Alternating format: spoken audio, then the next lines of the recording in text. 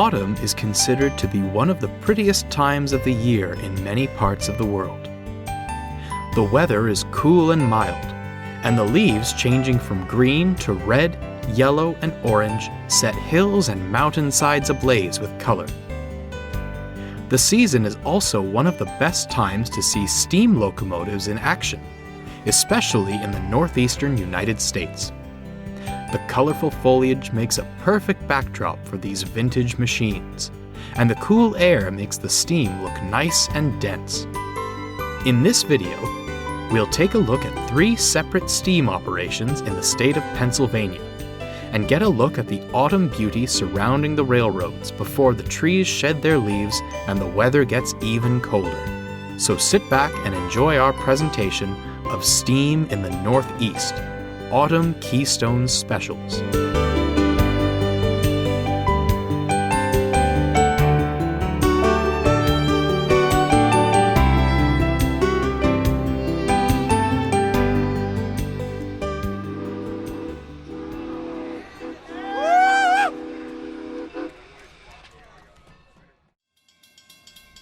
Our first stop is in Bucks County, Pennsylvania, at the New Hope Railroad. The New Hope Railroad, often still called the New Hope and Ivyland Railroad, by which it was known before rebranding, is a short line and heritage railroad that runs for 18 miles between New Hope and Ivyland, utilizing the former Reading Company's New Hope branch. The Reading heritage is very prominent in the line's fleet of PBH, PBN, and EPB class commuter coaches, which are used regularly on tourist trains. Traditional 45-minute excursion trains run from Friday to Sunday, with 6 departures each day, typically powered by the resident EMD GP30 number 2198, built for the Pennsylvania Railroad in 1963. But our coverage shows a special November excursion with a slightly more well-known locomotive of the area. Today's train is a fall foliage excursion, which will be powered by consolidation-type locomotive number 40. Built in 1925 by the Baldwin Locomotive Works near Philadelphia, Pennsylvania, this rugged little 280 spent her entire working life in North Carolina, where she hauled textiles and other goods for the Lancaster and Chester Railroad, and later the Cliffside Railroad. She was sold to the New Hope and Ivyland in 1962, where she has remained since, hauling excursions along the line. Our fall foliage excursion will run from New Hope to Buckingham, with a brief stop at Lahaska. We'll show you both onboard and trackside perspectives of our November 2020 visit, and watch as number 40 traverses the old New Hope branch amidst beautiful autumn flora.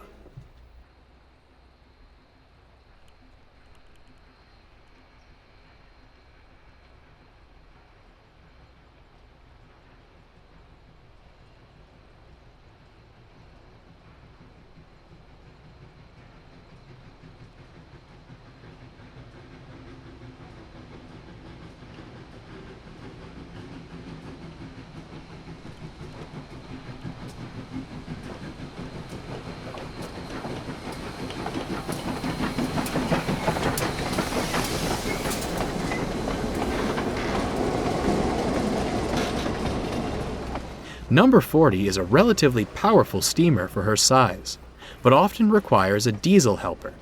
In this case, number 8218, a Canadian-built EMD GP9. It was added to the consist after the steamer stalled just outside of Hood during the first run of the day.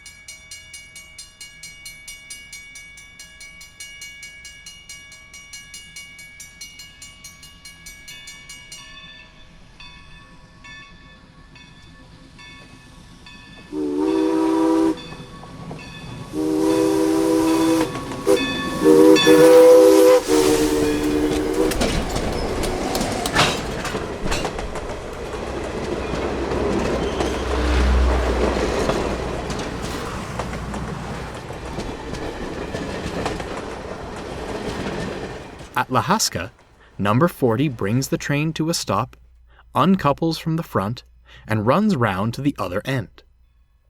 Typically, New Hope Railroad trains only go as far as here, a distance of 9 miles out of New Hope. But today is different, as it will continue another 3 miles to Nonesuch Farm in Buckingham.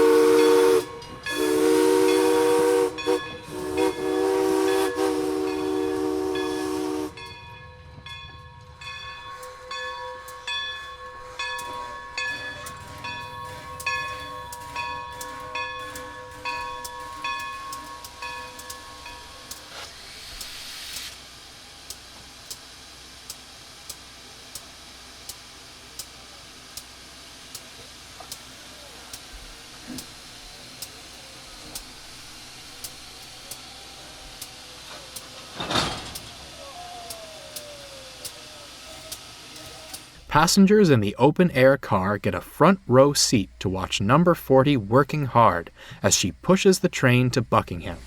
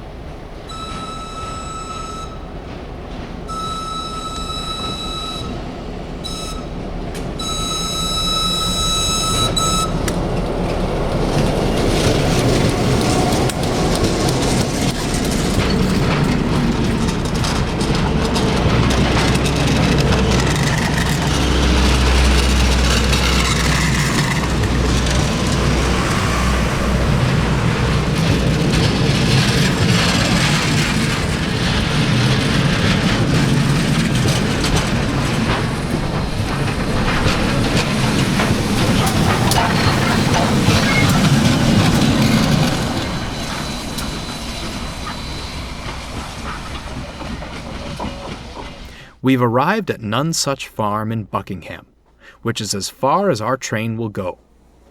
Number 40 is thrown in reverse and will run non-stop back to New Hope.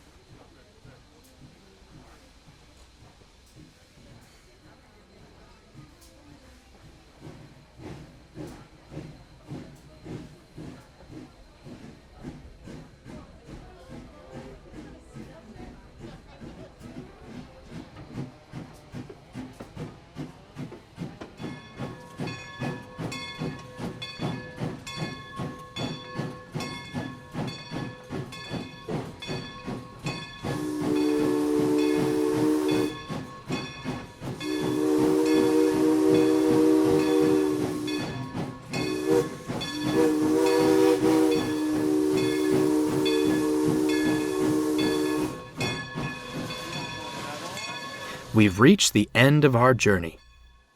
A train ride on the New Hope Railroad is always a good time, and number 40 puts on a great show each time. If you are ever planning on being in the New Hope area or nearby during the tourist season, be sure to set aside some time to ride behind number 40 through the lovely Bucks County countryside. Moving on, we're still in Reading Company territory, in the heart of the Schuylkill River Valley, where we'll be checking out one of the last places in the United States where one can see steam on a main line. The Reading Blue Mountain and Northern Railroad is a regional railroad that hauls freight in northern Pennsylvania on the former Conrail's Reading and Lehigh divisions.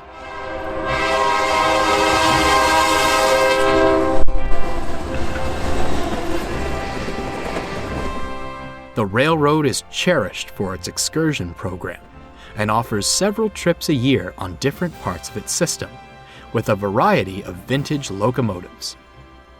Today, we'll be embarking on a fall foliage excursion, which will take us between Reading and Jim Thorpe through the scenic Schuylkill and Lehigh valleys. The morning dawns clear and cool, and we're at Reading Outer Station, awaiting departure behind the railroad's prized 462 Pacific locomotive number 425.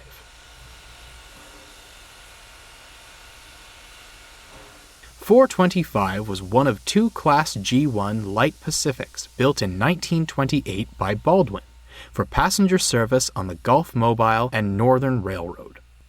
These engines were relatively small for 462s, but were far from inadequate.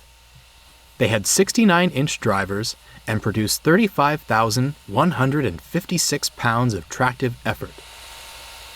425 served the GM&N for 12 years, and its successor, the Gulf Mobile and Ohio Railroad, as their 580 for a further decade until 1950.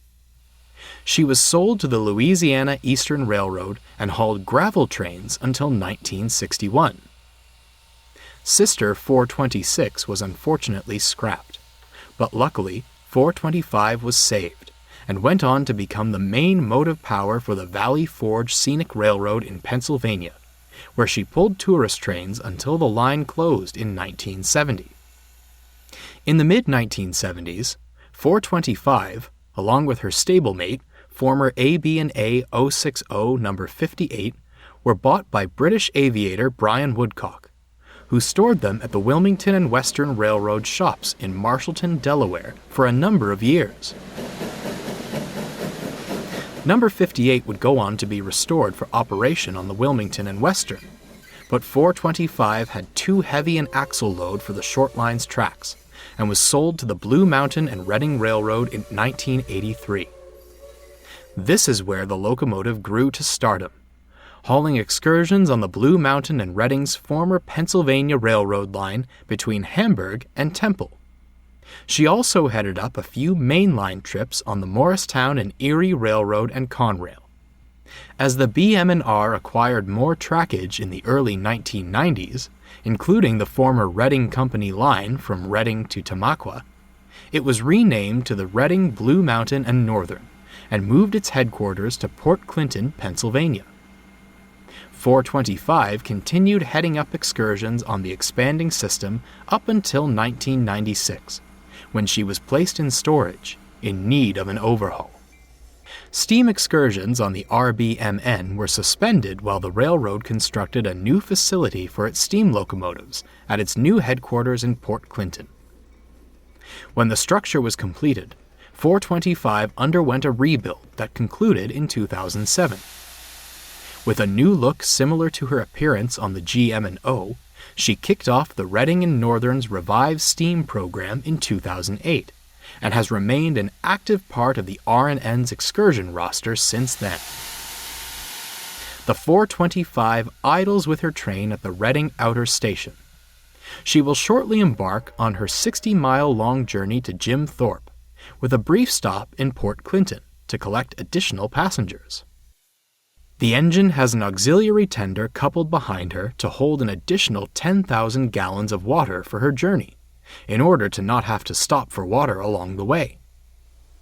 Positioned behind the tenders is number 5018, an EMD SD50-2, built in 1983 for the Seaboard Coastline Railroad.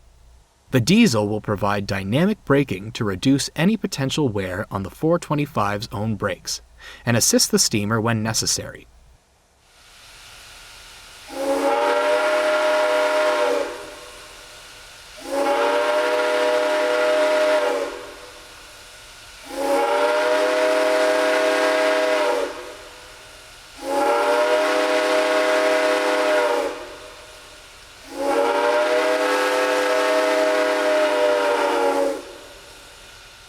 The 425 gives a 5-minute boarding call on her whistle.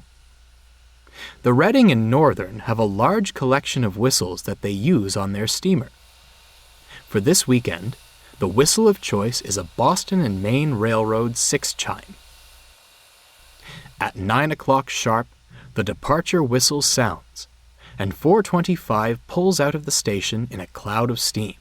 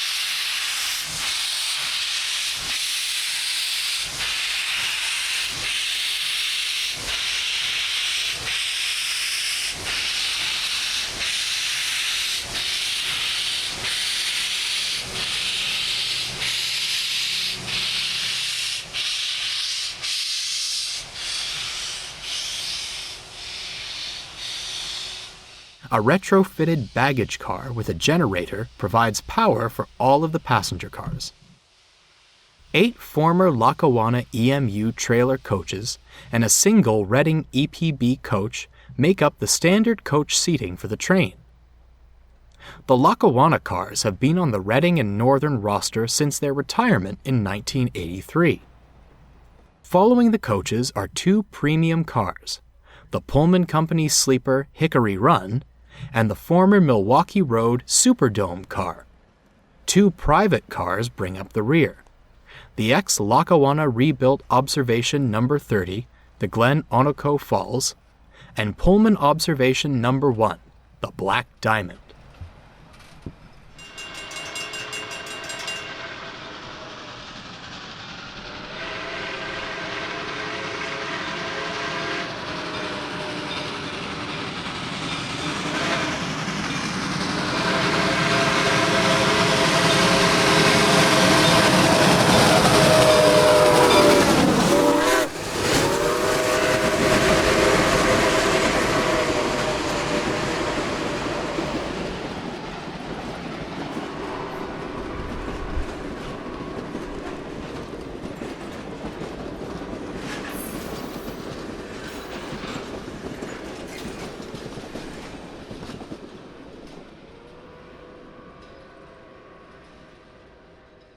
At Port Clinton, 425 slows to a halt to pick up the additional passengers.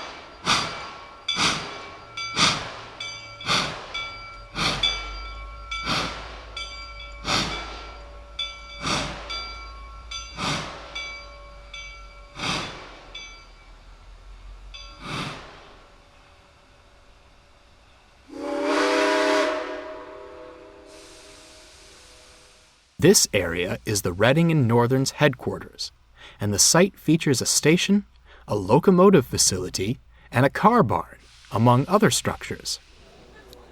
A number of EMD diesels could be seen awaiting duty.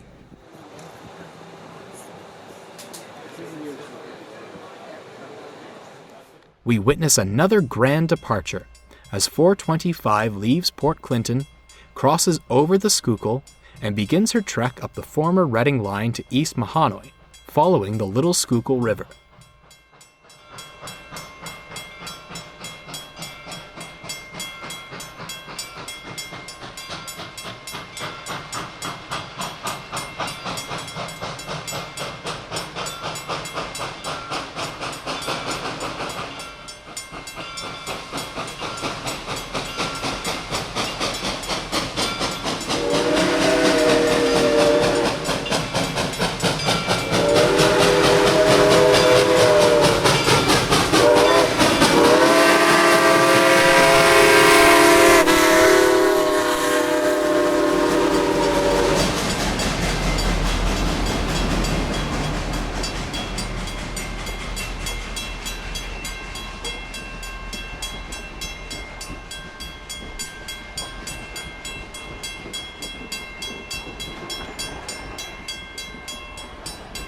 .425 is said to be one of the loudest steam locomotives in the world.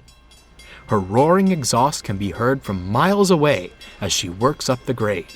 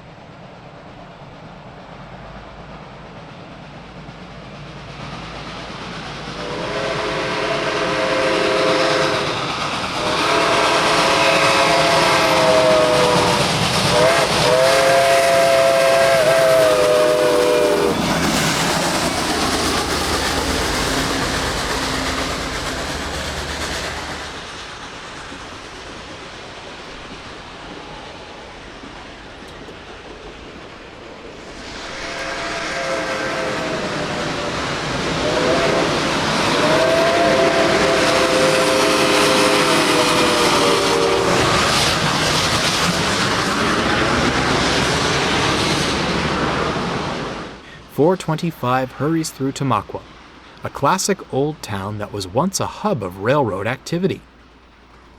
The 1874-built station still stands today, now serving as a restaurant. During our chase, we fell behind after a pacer prevented us from getting ahead of the train near Park Crest.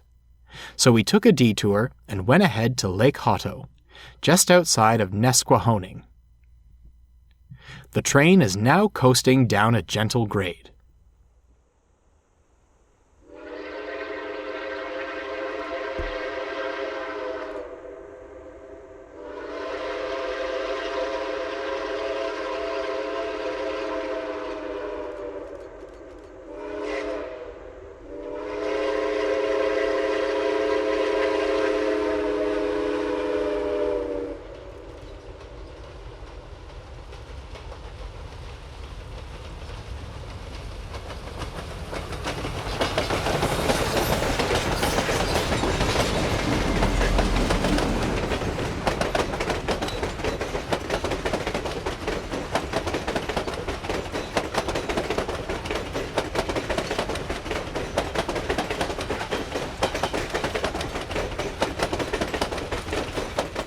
Soon stuck once again behind the troublesome pacer, we decided to do some impromptu pacing of our own through Nesquehoning.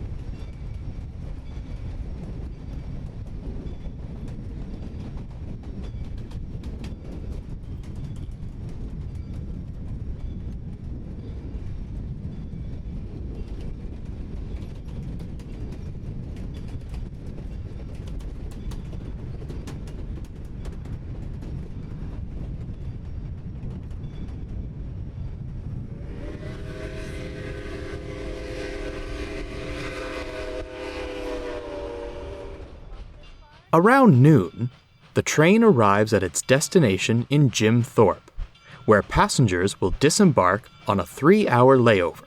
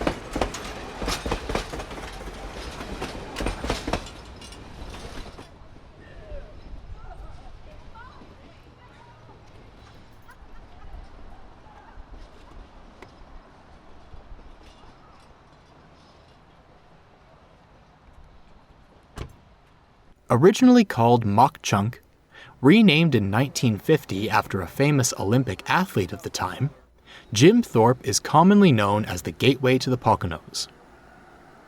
It is a classic valley borough with numerous tourist attractions, including the Lehigh Gorge Walking Trail, a variety of restaurants, horse-drawn carriage tours, kayaking on the Lehigh River, and of course, the trains.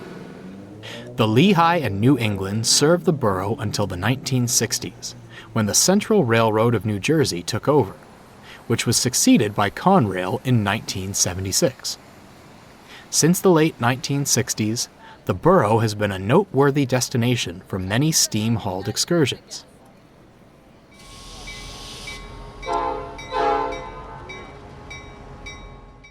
Jim Thorpe also serves as the terminus for the Lehigh Gorge Scenic Railway.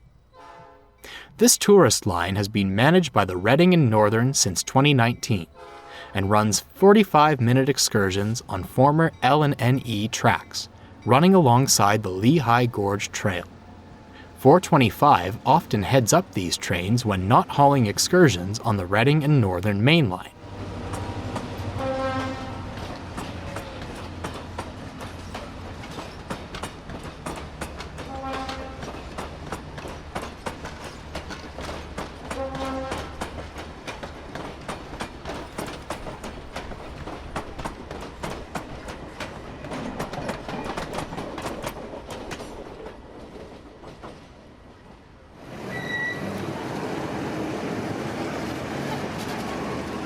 The empty coaching stock is pulled out of the station by number 5018, bound for the Y junction just outside of the Jim Thorpe yard. 425 has been uncoupled from her assistant, and she moves back about a couple hundred feet from the switches, and idles while the station is occupied.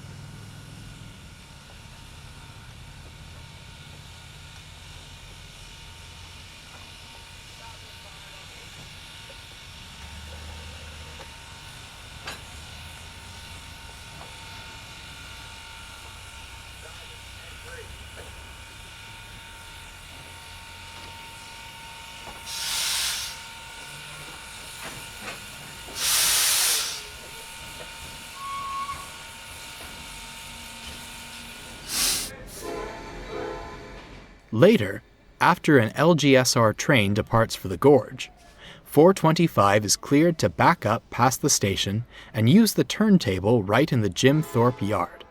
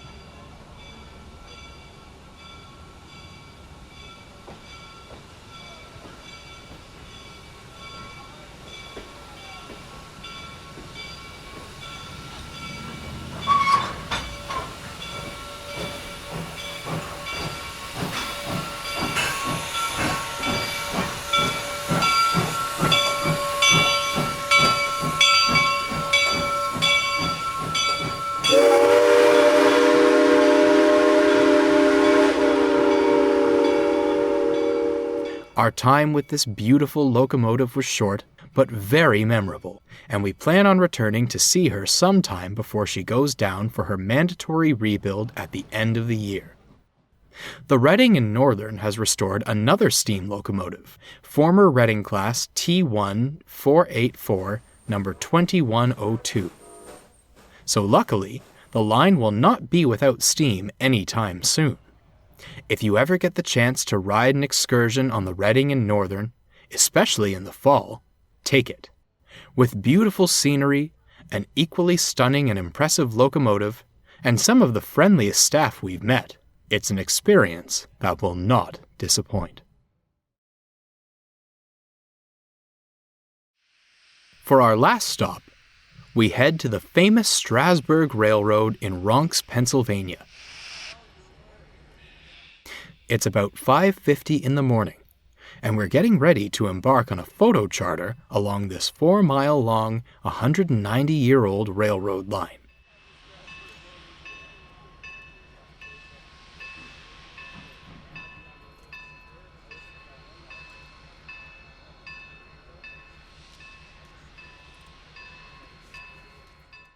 In addition to its famous tourist trains, Strasburg has been host to annual photo charters since about 2003. These charters depict a time long ago when steam locomotives were in active service on America's railroads, and give photographers and videographers the chance to capture scenes right out of the age of steam.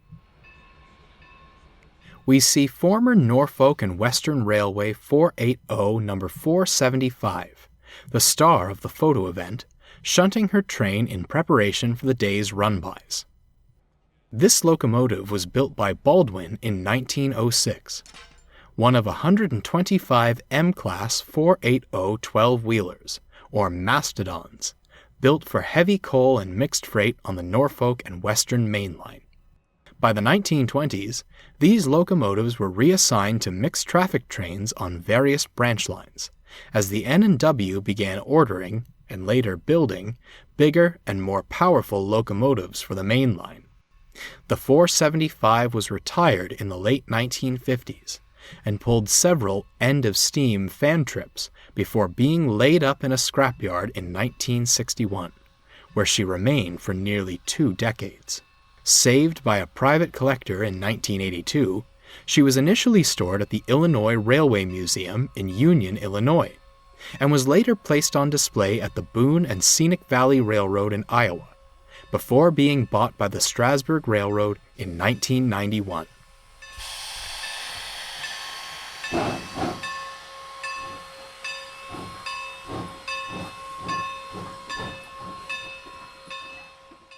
.475 was restored to working order 2 years later in 1993, and has been running regularly since her revival.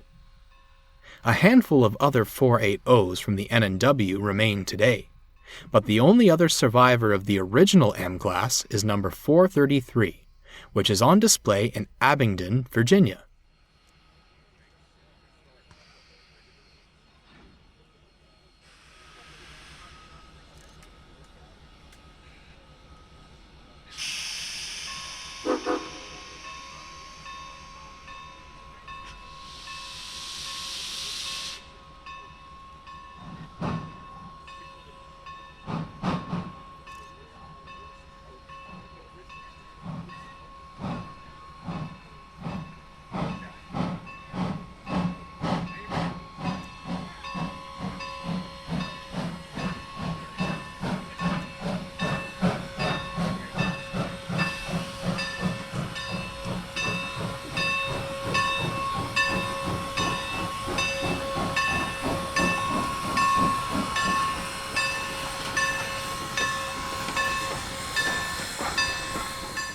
This November 2021 charter is hosted by John Kraft of Historic Transport Preservation Incorporated, his first charter since 2015. The 475 will be hauling a mixed train consisting of 7 wooden boxcars, a tank car, a wooden combine, and a caboose. Since her last overhaul in 2019, 475 looks very much like she did in the early 1950s. And while it's hard to recreate things to look exactly like they did on the Norfolk and Western, her appearance, as well as the makeup of this train, helped to portray what a typical outing for this locomotive must have been like when she was still in service.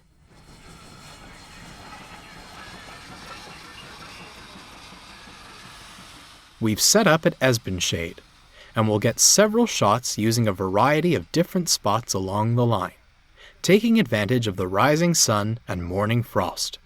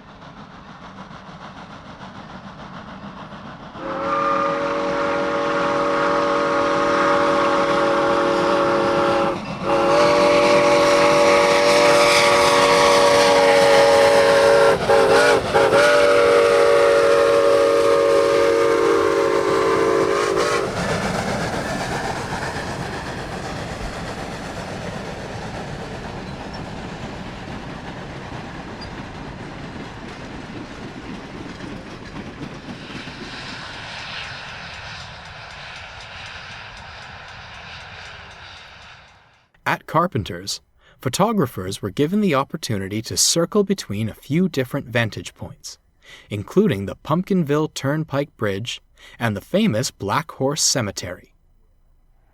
A reenactor playing a young cemetery sweeper is seen at work as the mixed train approaches at speed and disappears behind a bank of earth.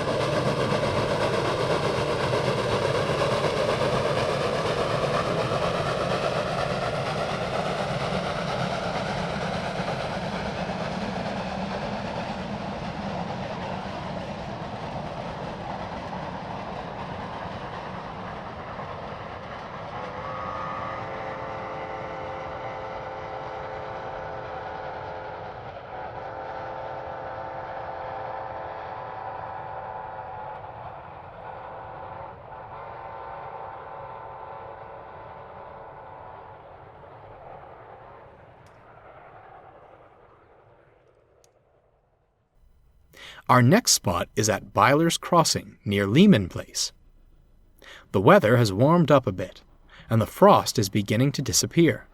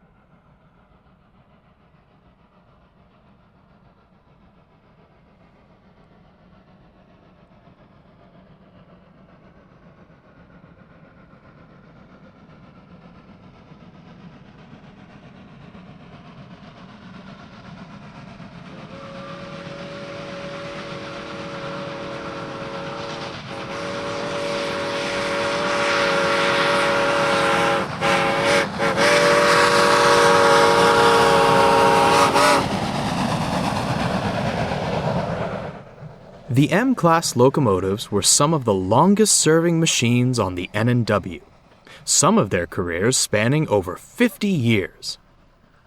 Numerous remained in service on various branch lines into the 1950s, even when the number of freight customers dwindled to as little as one.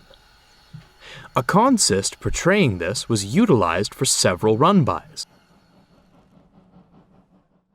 475 thunders past Groff's Grove with her two-car train, while a longer freight seems to be waiting for her to pass.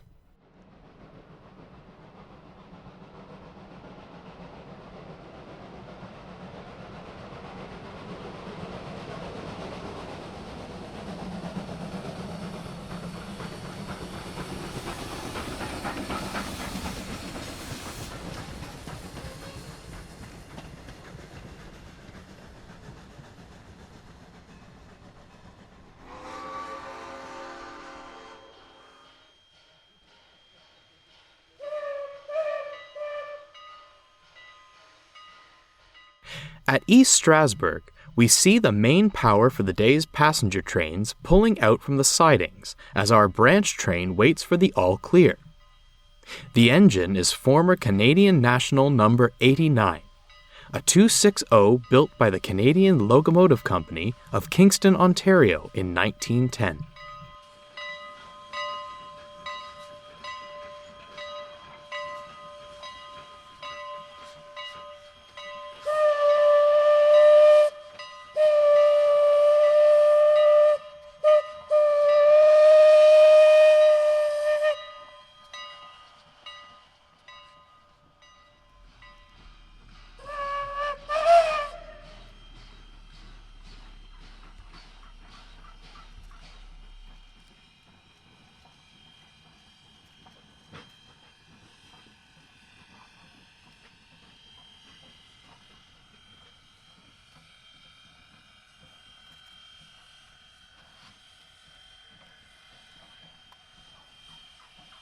Once 89 is off the main, 475 barrels through with her light load.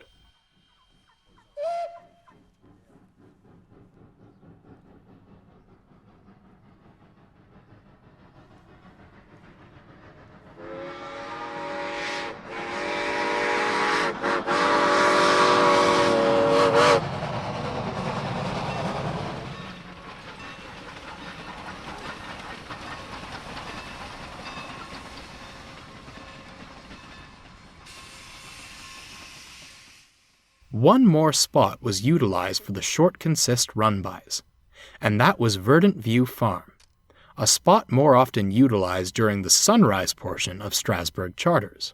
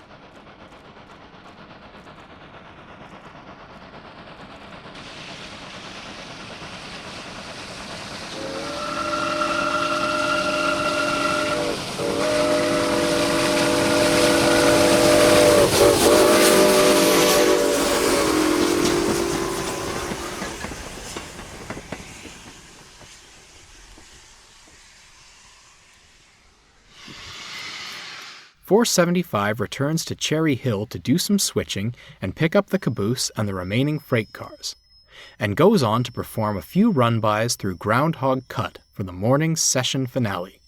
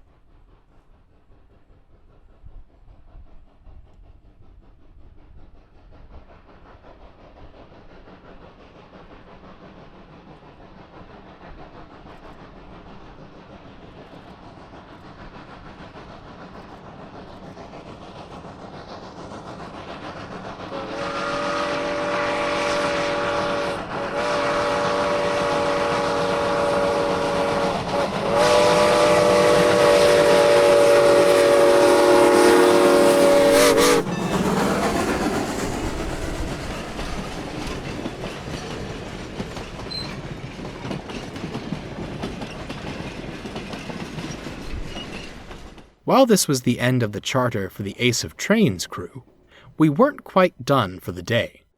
This outing was the first time we were able to see locomotive number 89 in charge of the regularly scheduled tourist trains, and we wanted to take the opportunity to watch her in action before we left.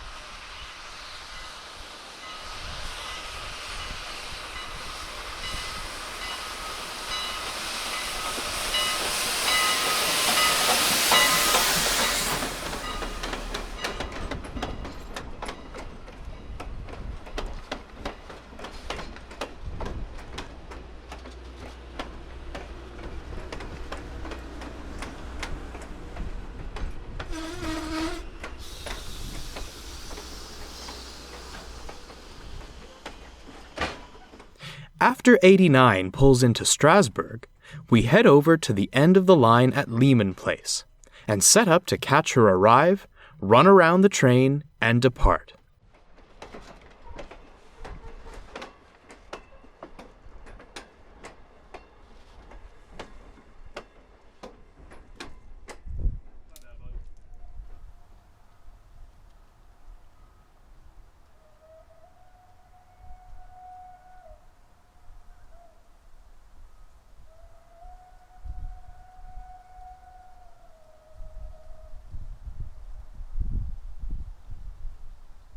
The 89 was built for the Grand Trunk Railway as number 1009, later renumbered number 911. She became a Canadian National Railway locomotive in 1922, when the Grand Trunk was merged into the CN system, and kept the number 911 for most of her revenue career. While the specifics of her service life are relatively unknown, she was used primarily for passenger services, and most likely saw action on branch lines with gentle gradients. 911 was renumbered to 89 in 1951, and remained in service until she was retired in 1961. A little while after, 89 was sold to steam locomotive collector F. Nelson Blount, and moved to North Walpole, New Hampshire. She pulled excursions on Blount's Green Mountain Railroad through the 1960s.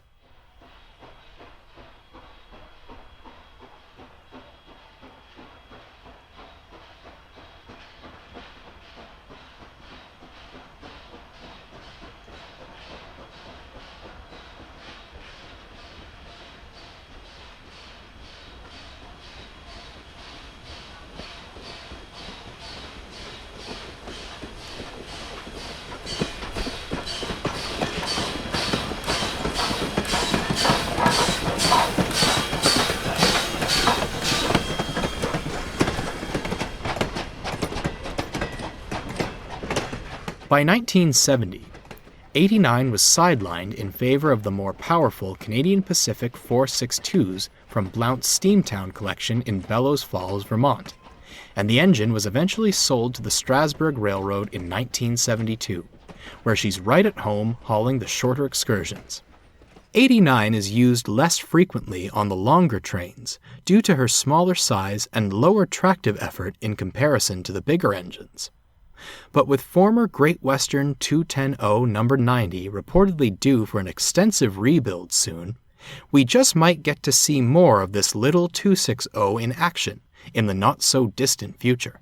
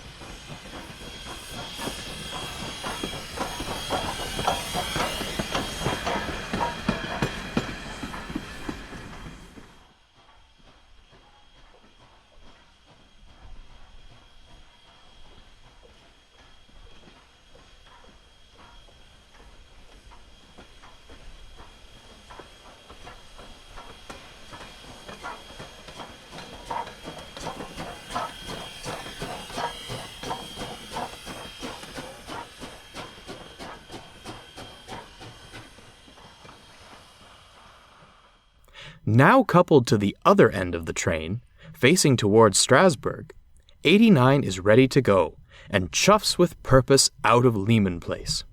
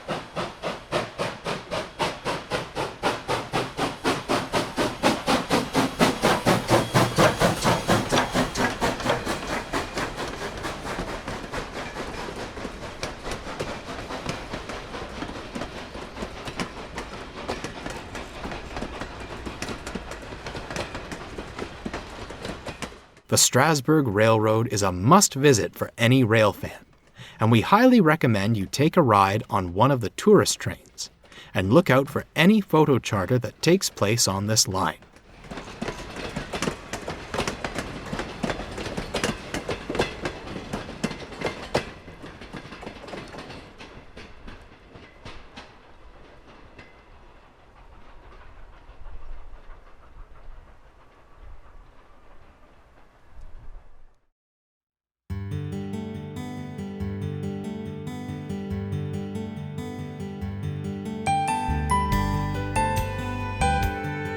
Today, we've taken a look at some first-class steam operations during the fall months of 2020 and 2021.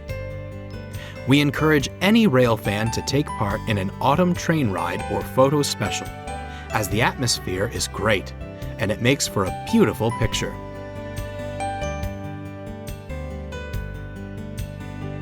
We hope you've enjoyed Steam in the Northeast, Autumn Keystone Specials.